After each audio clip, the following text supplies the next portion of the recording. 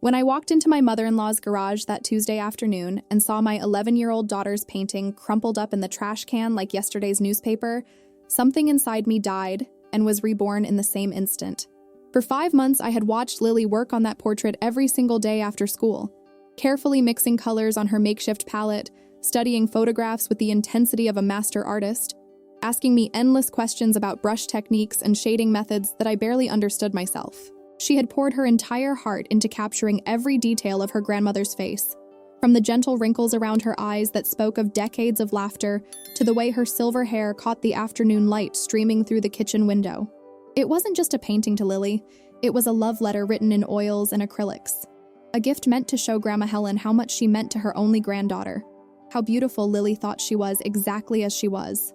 I had watched my artistic, sensitive child sacrifice her free time with friends, her weekend plans at the movies, even her birthday money that she had been saving for months, all spent on better paints and finer brushes because she wanted to create something truly worthy of the woman she adored above all others. And there it was, thrown away like garbage, the corner torn where someone had carelessly shoved it into the bin without even the courtesy of rolling it up properly or protecting the surface that had taken so long to perfect. But what I discovered next, hidden underneath that discarded masterpiece like evidence of a crime, would reveal a cruelty so calculated and deliberate that it would change our family forever and force me to make a choice I never thought I'd have to make. The portrait itself was nothing short of extraordinary, especially for an 11-year-old working with limited supplies and no formal training beyond what YouTube tutorials could provide. Lily had inherited my artistic abilities, but had already surpassed anything I could have dreamed of creating at her age, showing an intuitive understanding of color theory and composition that amazed even her art teacher at school.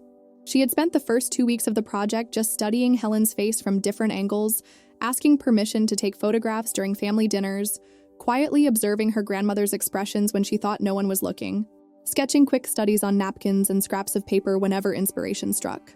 The painting showed Helen exactly as she truly was, warm, dignified, with laugh lines that spoke of a life well lived and eyes that sparkled with the intelligence and humor that had drawn people to her for 7 decades. Lily had painted her wearing the soft blue cardigan she always wore to church services, the one she claimed brought out her eyes and made her feel closest to her late husband. And she had somehow captured that special smile Helen reserved exclusively for her family, the one that transformed her entire face and revealed the young woman she had once been. It was the kind of portrait that professional artists charge thousands of dollars for, the kind that families treasure for generations. But more than technical skill, it was a work of pure love and devotion. Every brushstroke showed careful consideration. Every color choice revealed how intently Lily had studied and cherished her subject. Every detail demonstrated the depth of affection between grandmother and granddaughter.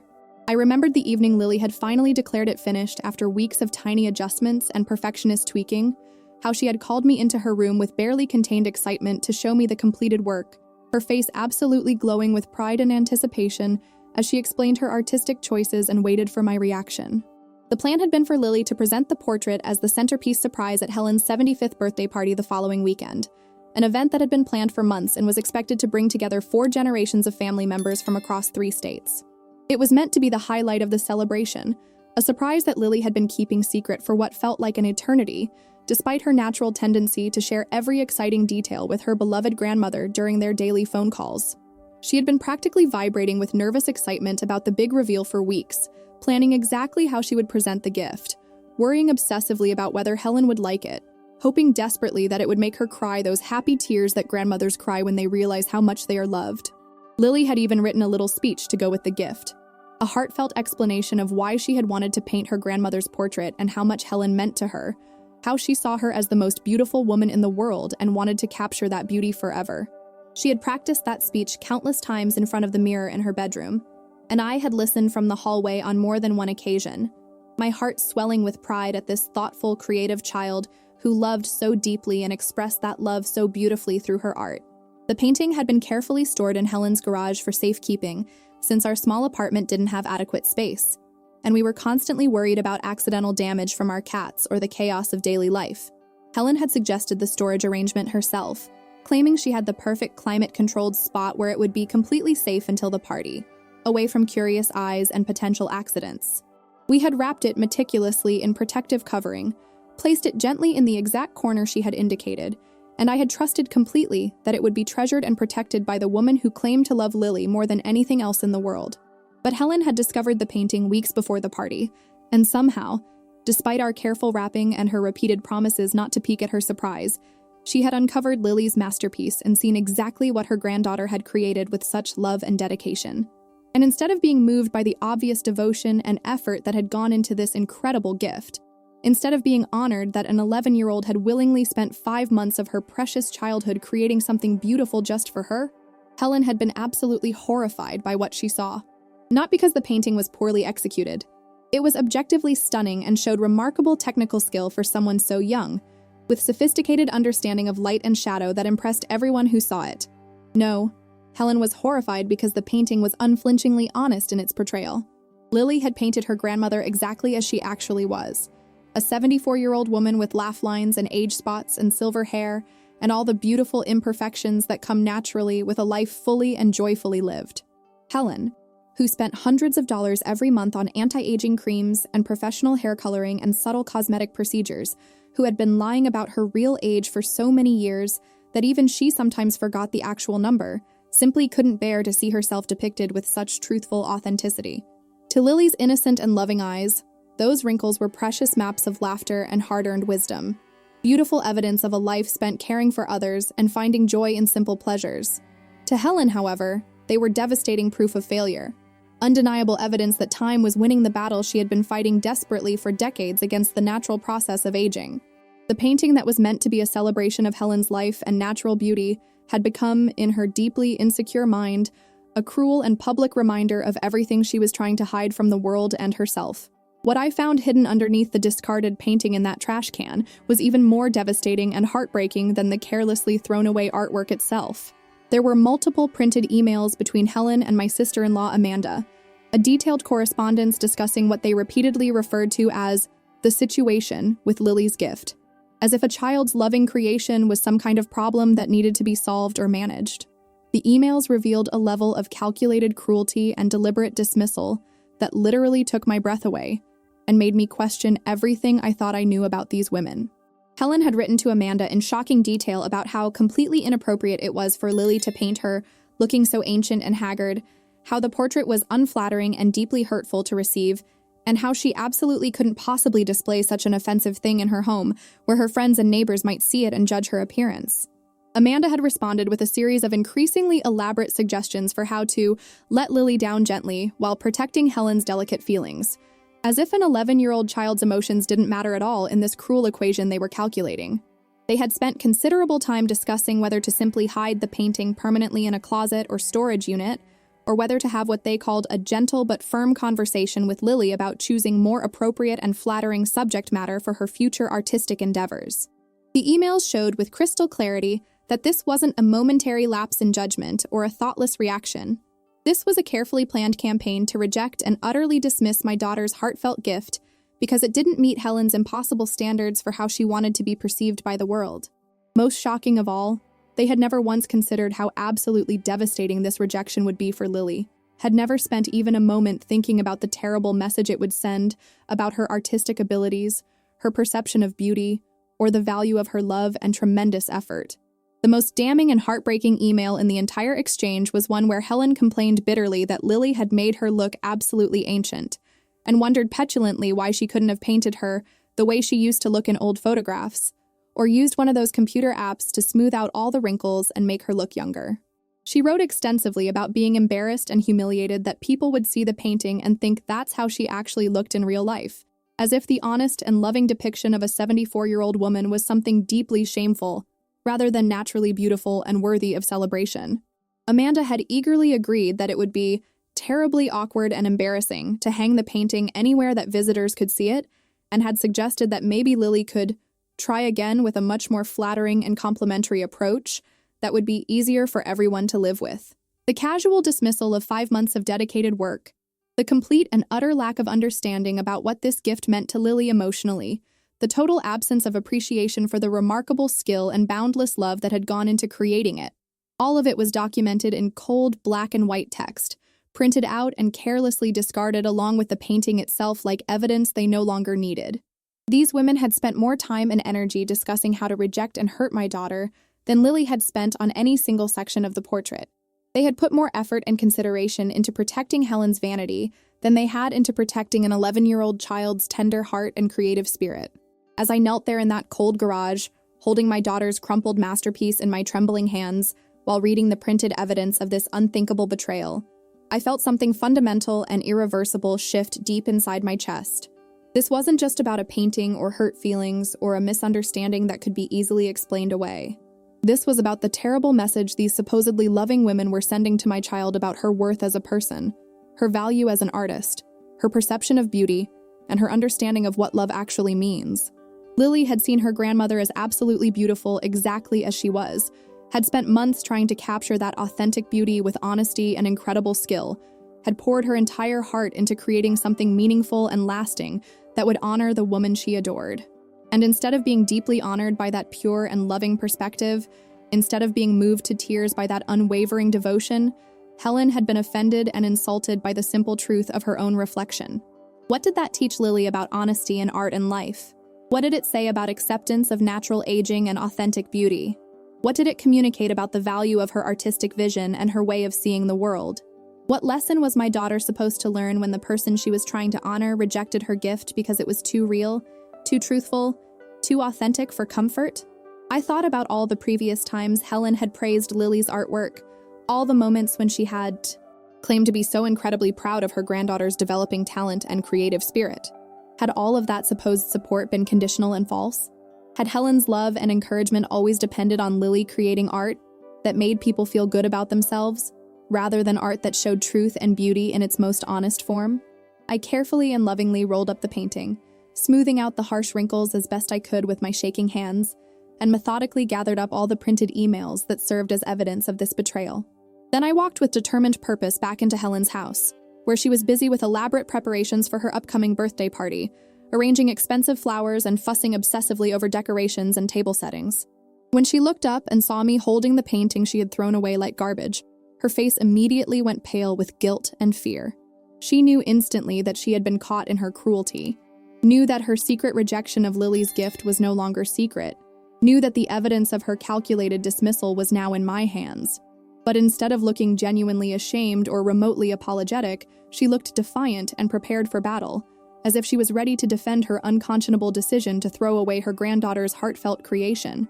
"I can explain everything," she began with false confidence, but I held up my hand firmly to stop her before she could begin spinning lies. "Actually," I said, my voice steady and controlled despite the white-hot rage burning inside my chest, "I think these emails explain everything perfectly and completely." I set the printed pages deliberately on her pristine kitchen counter, and she stared at them like they were evidence in a murder trial that could convict her.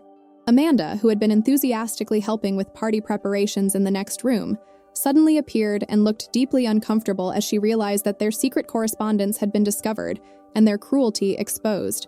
The suffocating silence that followed in that perfectly decorated kitchen was absolutely deafening, as Helen struggled desperately to find words that could possibly justify what she had done to her own granddaughter. What happened next surprised even me with its complete lack of remorse or understanding. Instead of apologizing sincerely, instead of acknowledging how unbelievably cruel she had been to a child who loved her unconditionally, Helen actually doubled down on her indefensible position with shocking audacity. She insisted stubbornly that the painting was terribly unflattering and inappropriate, and that she had every right to refuse any gift that made her look older than dirt and completely unattractive. She claimed with breathtaking selfishness that Lily desperately needed to learn that art should always be beautiful and uplifting and complimentary, not harsh and realistic and unflattering to the subject.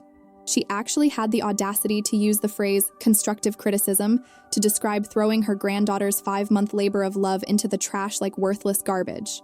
Amanda immediately backed her up with enthusiastic support, suggesting that maybe this whole incident was actually a valuable learning experience for Lily about how to create art that people would actually want to display and be proud of. They acted like I was being completely unreasonable and overly dramatic for being upset about their treatment of my child, like protecting Helen's fragile vanity was infinitely more important than protecting my daughter's tender heart and developing artistic confidence. The complete absence of empathy, the total lack of understanding about what they had done, the casual dismissal of Lily's feelings and months of dedicated work, It all crystallized in that moment into perfect clarity about what kind of people they really were, beneath their facades of loving family members. I made a life-changing decision right there in Helen's pristine kitchen that would fundamentally alter our family dynamic forever and force everyone to choose sides.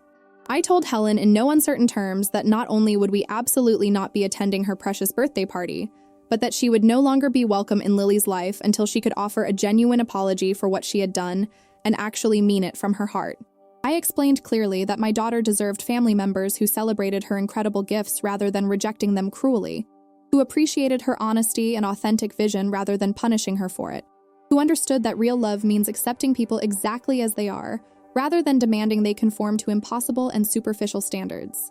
Helen was absolutely shocked that I would drastically overreact to what she still considered a minor incident that didn't warrant such extreme consequences. She genuinely couldn't understand why I was choosing my daughter's hurt feelings over family harmony and traditional respect for elders, why I was making such an enormous deal out of what she dismissively called a simple art project. But that was exactly the fundamental problem. To Helen, this was just a simple art project that could be easily dismissed and forgotten.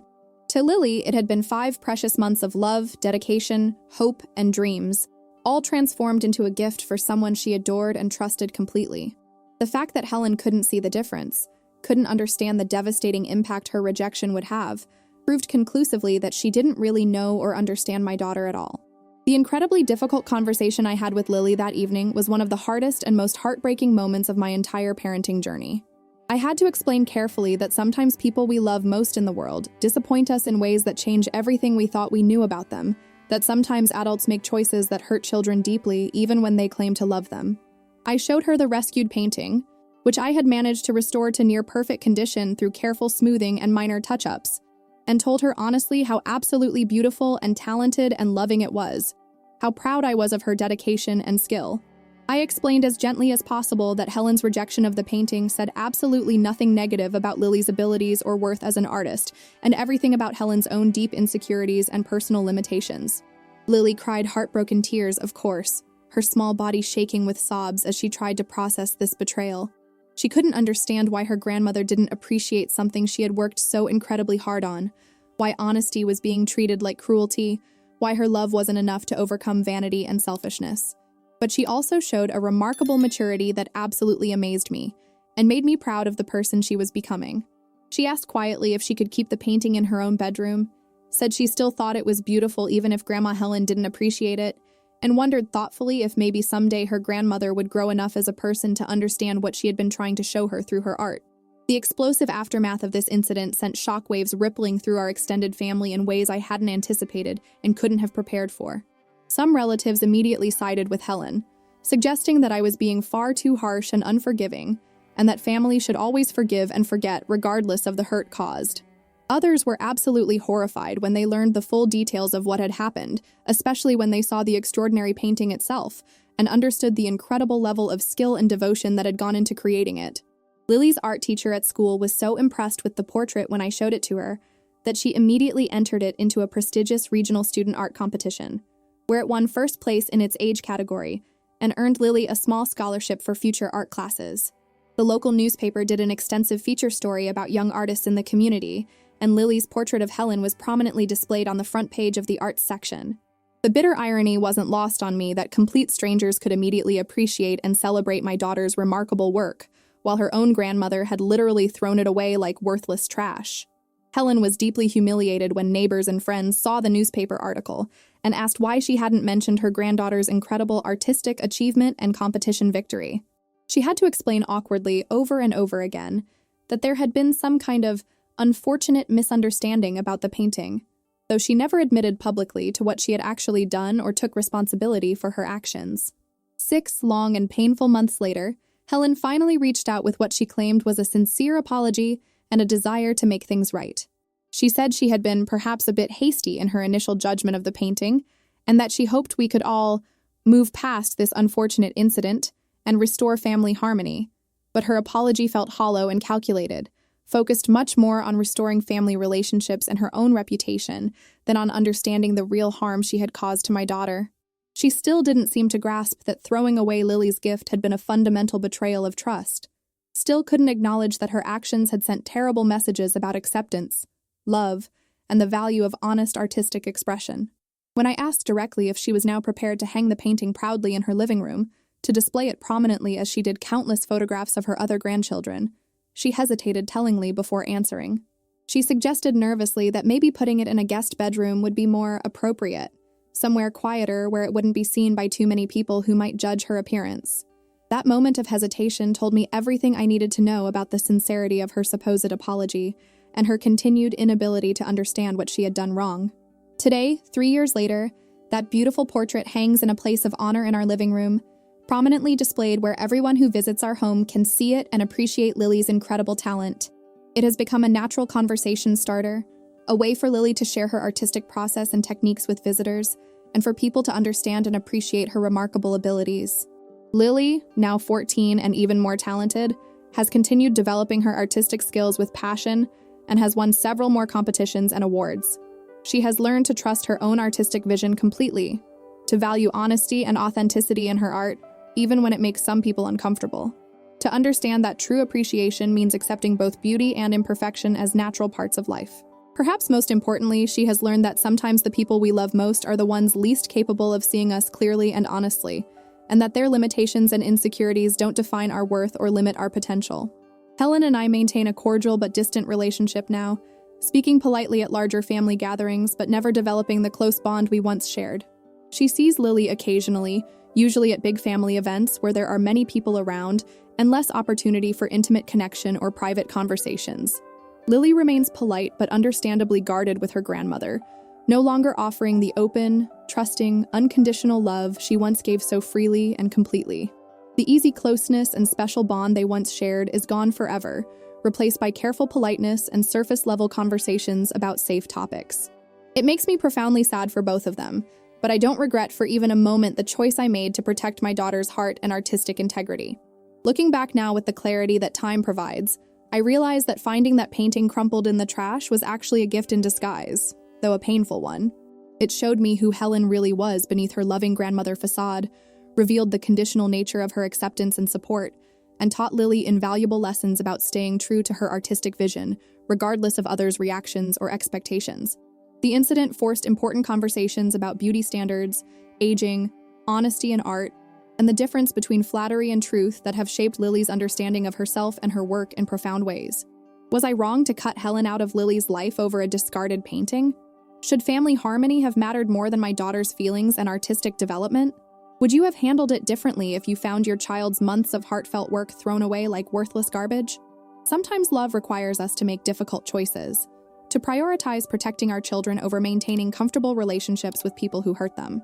When someone throws away your child's 5 months of love and dedication, when they reject honest beauty in favor of false flattery, when they show no genuine remorse for the pain they have caused, sometimes the most loving thing you can do is walk away and find people who will truly appreciate the precious gifts your child has to offer the world.